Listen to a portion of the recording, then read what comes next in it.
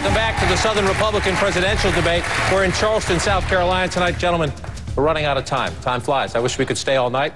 I don't suspect you have campaigning to do. I don't suspect you'll agree to that. I didn't think so. You know the history of this state. We're inside 35 hours now from voters in South Carolina going to the polls, and we all know the history of this state. In modern times, the winner of the South Carolina Republican primary has gone on to be your party's nominee. We have an interesting race at the moment. Senator Santorum wins Iowa. Governor Romney wins New Hampshire. Everybody's waiting to see. Most people believe if Governor Romney wins here, he would be the prohibitive favorite. I want each of you, since we have a short time left, and I'll start on the end, we'll come down the line. Congressman Paul, make your case. Make your case. South Carolina essentially faces this decision. Not so fast, let's continue the race, or embrace Governor Romney. Make your case to the people of South Carolina in these final hours. Well, South Carolina is known for their respect for liberty. And a lot of people will ask the question, in a way, what will you do for South Carolina, or what will you do for New Hampshire, what will you do for the various states? But if you understand liberty, it's equal for everybody, it benefits everybody. So if you have a protection of liberty, which is the purpose of the Constitution, protection individual liberty, and that means you protect the private property rights system. And if you do that, that benefits everybody. And this is what we have to do, is convince people that we can bring people together with the understanding of what those beliefs were that made America great. And it is freedom. It isn't this continued spending money and debt. This is the reason we're in a mountain of debt, and we have to deal with it. We really never even got around to talking about that tonight. And one of my very modest proposals, my modest proposal is in the one first year, cut $1 trillion out of the budget to get started. Because the debt bubble is the great burden. It's a burden to all of us. And as I mentioned earlier, these programs are going to go down if we don't get our budget under control. And we have to be willing to look at overseas spending and all of the entitlement system here in this country. Mr. Speaker. Well, let me start. I want to thank CNN, and I want to thank the people of Charleston for a very, very interesting and very useful evening. And we have a real challenge. It is imperative that we defeat Barack Obama. This is, I believe, the most dangerous president of our lifetime. And if he is reelected after the disaster he has been, the level of radicalism of his second term will be truly frightening. But in addition to beating Obama, we have to have a team victory in the Senate and the House, and we have to have a principled victory. So the American people send a signal that in January of 2013, they want very dramatic, very deep change in Washington. I believe the only way to create the momentum is to be able to overcome his billion-dollar campaign with a series of debates which decisively convince the American people that a Saul Alinsky radical who is incompetent cannot be reelected, and I hope you will vote for me on Saturday as the person who could do that. Governor Romney.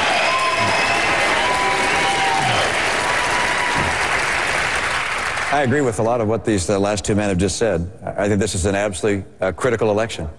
I believe that the founders took very careful thought in the preparation of the words of our Declaration of Independence that said that the Creator had endowed us with certain unalienable rights. Not the state, but the Creator. Among them, life, liberty, and the pursuit of happiness.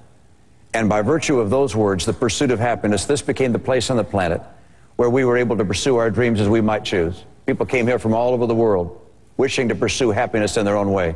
And that has made us the most powerful economic engine in the world, where we can guard freedom because our military is the strongest in the world, coming from that powerful economic engine. This president's changing that. He's changing the very nature of America. He's turning us not from a merit society, an opportunity society, where people are free to choose their own course, but instead he's making us an entitlement society, where people think they're entitled to what other people have, where government takes from some and gives to others. That has never been the source of American greatness. We need to return to the principles upon which this country was founded. Our president said, I think, in a very revealing way, that he wants to fundamentally transform America. He's wrong. We need to restore the values that made America the hope of the earth. And I understand those values. I will do everything in my power to restore those values by keeping America free, by fighting for free enterprise, by standing up to President Obama and pointing out how he has made it almost impossible for our private sector to reboot.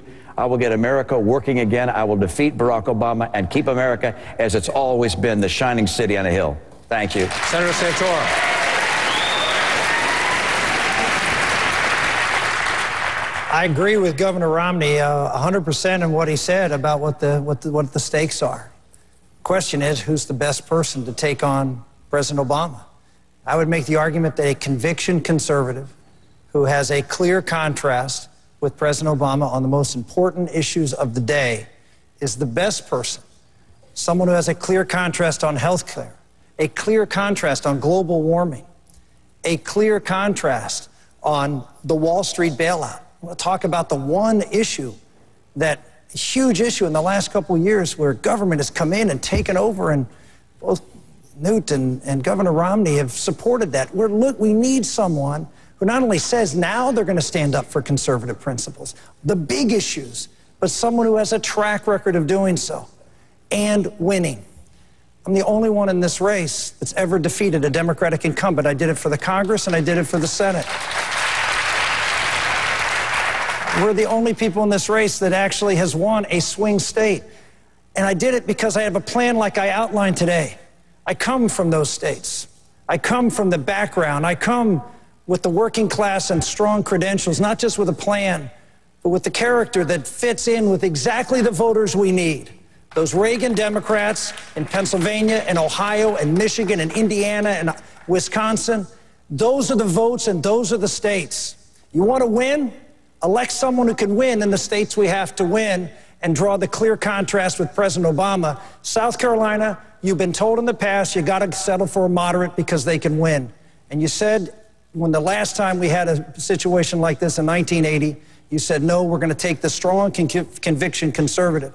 And you voted for Reagan before Reagan was the Reagan we knew.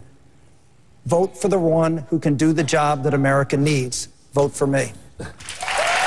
That concludes our debate this evening. I want to thank all of our candidates for their time tonight. I want to thank our wonderful audience.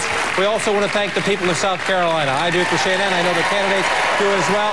Tune in to CNN 6 p.m. Eastern on Saturday, our special coverage of the South Carolina presidential primary. Also, next Thursday, we'll be live in Jacksonville, Florida for a Republican presidential debate there. Our coverage of America Votes 2012 continues right now.